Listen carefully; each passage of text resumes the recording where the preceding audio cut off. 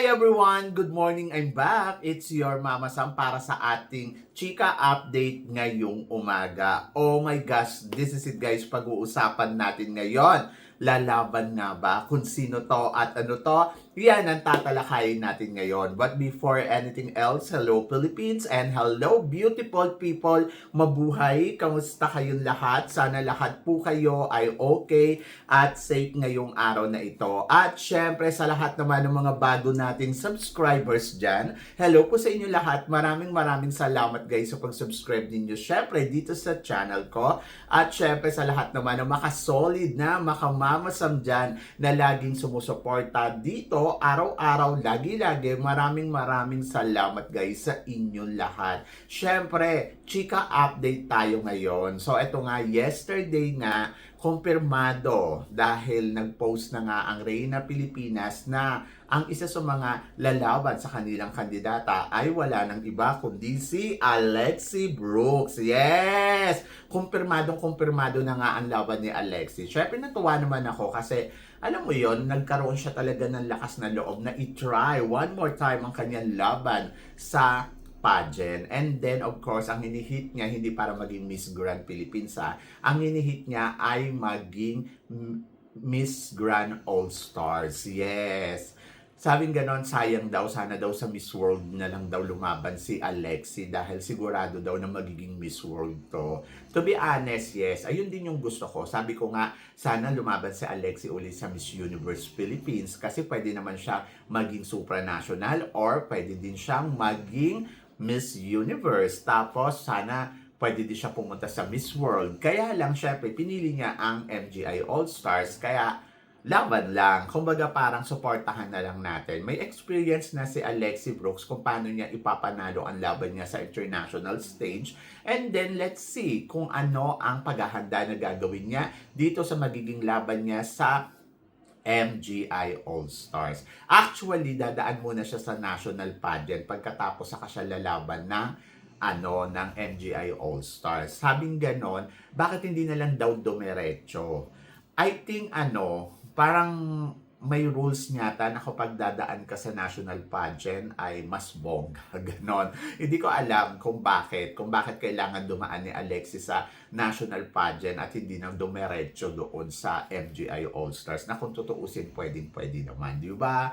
Pero sige lang, suportahan na lang natin kasi hindi rin naman natin alam kung ano ang totoo, di ba? Kasi may mga lumalabas na sabi gano'n kapag dumaan ka daw sa national pageant, hindi ka na daw magbabayad ng franchise fee kasi ang sasagot ng franchise fee mo yung national director. Hindi ko alam kung totoo to kumpirmado, chika lang to sa akin. Hindi daw katulad ng pag dumirekta ka daw doon, ikaw daw magbabayad ng franchise fee mo, may kamahalan. So, saan ka? Syempre doon na sa libre, di ba? So, yun. So, kasi ang goal mo ay manalo. Pero kasi, ano ba yung advantage at ano ba yung disadvantage? Advantage ay may national director ka. Ang disadvantage ay wala naman.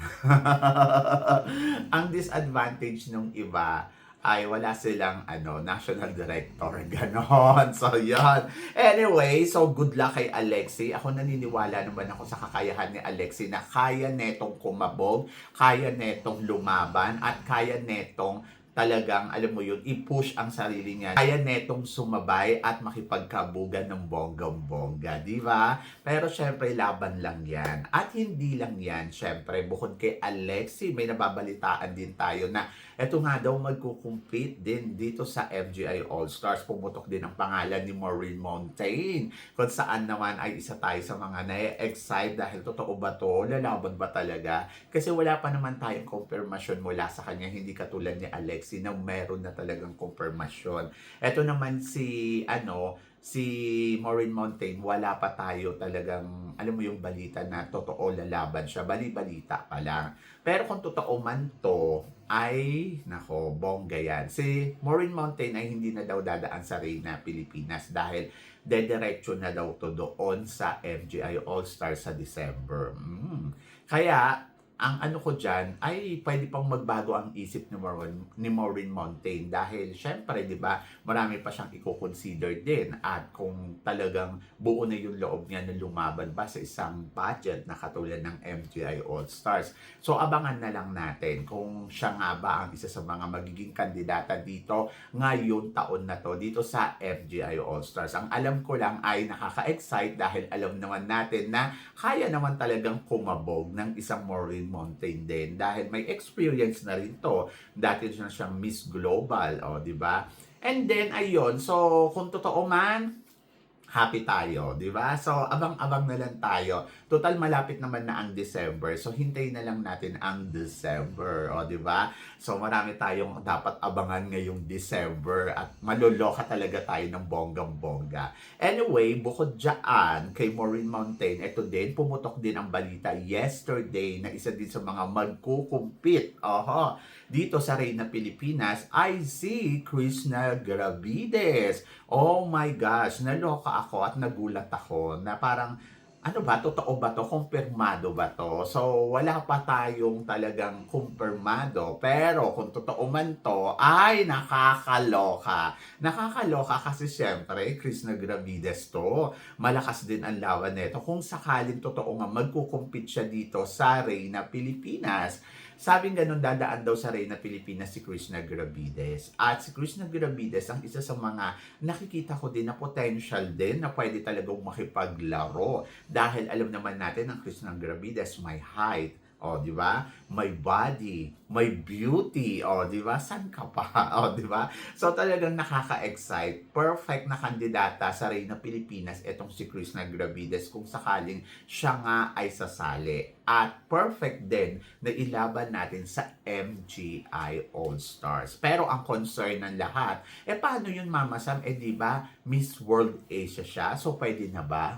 To be honest, pwedeng-pwede kasi matatapos naman na ang kanyang duty and responsibility this coming tawag dito, kailan ba? August. Kasi 'di ba sa August nga ang Miss World.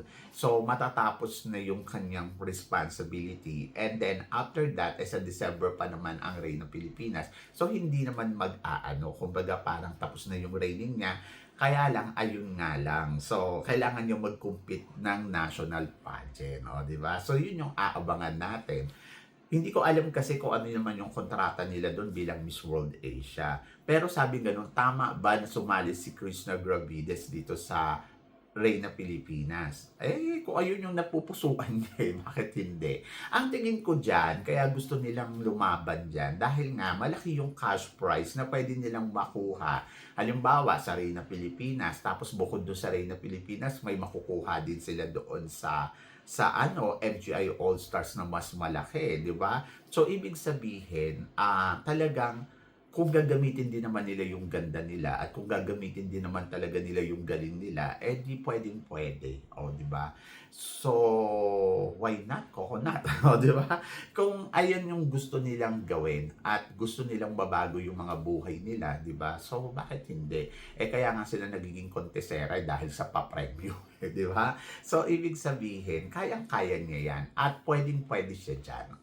So, ako para sa akin, practical lang ha. Hindi ko naman sinasabi na kaya lang naman sila sumasali dahil sa cash prize. Totoo na isa yun sa mga rason. Pero, syempre, practical lang din ang mga beauty queens natin dahil kaya nga sila beauty queens at kaya nga sila kontesera dahil syempre nagwo-wonder sila sa mga makukuha nila ng mga cash prize, di ba? At malaki ang cash prize ng MGI All-Stars. Imagine mo pag nanalo ka, meron kang 100,000, di ba? Dollars to ha. So yun, so it's equivalent ng 6 million. Bakit hindi? Bakit mo tatanggihan ang grasya? Di go lang. Lalo na kung may mga nagko-convince naman sa'yo na sumali ka, kaya mo yan. Di why not? Di ba? Perfect na kandidata si Krishna Gravides kung sakaling manalo siya ng MGI All-Stars. Pero ang tanong ng lahat, syempre magsasalpukan daw itong si Alexi Brooks at saka si Krishna Gravides kung sakaling totoo man dito sa Reynas Pilipinas. Ilan ba ang corona ng Reynas Pilipinas? Actually, bukod kay Krishna Gravides at saka kay Alexi Brooks na naririnig natin, ay naririnig din natin si Patricia Ann Lorenzo na sasali din. Pero kasi kailangan nilang mag-compete sa isa't isa. Hindi ko alam kung ang Corona ba ay dalawa or isa para sa MGI All-Stars. Kung isa lang, edi isa lang ang mananalo sa kanila, alam nyo na kung sino yon kung sakaling manalo nga. 'Di ba? Ako sakaling maglaban-laban sila at isa lang. Pero kung dalawa, ang point na lang nila kahit tatlo, 'di ba? Bakit pa nila aanohin, magkukumpit-kumpit pa. Ko nakakaloka. Anyway, hindi ko kasi alam kung ano yung tamang proseso dito sa Reynas Pilipinas kasi first edition pa lang. So, abangan na muna natin at panoorin natin sila kung paano nila kukunin ang reyna nila at kung ilan nga ba ang kukunin na reyna para sa MGI All-Stars at saka sa Miss Grand. For sure sa Miss Grand Philippines isa lang, di ba? Pero sa MGI kasi, di ba, parang napanood naman natin yung first edition nila na parang allowed ang madaming kandidata. It's okay, pero sabi nila hanggang 5 daw. Pero kasi nagkaroon ng national pageant, so hindi ko alam kung dalawa, isa ang kukunin nila. So, abangan na lang natin. Basta ang alam ko, sasali si Patricia Ann Lorenzo, na hindi pa naman nagkukumpirma, pero isa siya sa mga matunog na naririnig ko na sasali. Tapos, bukod dun kay Patricia Ann Lorenzo, ayan na nga, Alexi Brooks. Si Alexi Brooks nag-ingay na yesterday. So, ibig sabihin, kumpirmado siya dyan. Tapos, bukod dun kay Alexi, meron pang isa, ayan nga naririnig natin, si Krishna Gravides. Pero kasi si Maureen Monteng, it's another camp. So, hindi siya sasali dito. So, doon siya dedirekta na sa MGI All-Stars. At sabi nga ganun, pwede naman dumirekta. Bakit hindi na lang dumirekta? Hindi ko alam. Basta, manood na lang tayo at subaybayan na lang natin kung ano ang mga eksena at ganap. Medyo magulo, pero kasi di ba dapat kung may mga national director, dapat lahat na lang may national director. At feeling ko naman lahat naman meron, di ba? So may mga management sila. So yun na lang yung hintayin natin kung ano yung proseso.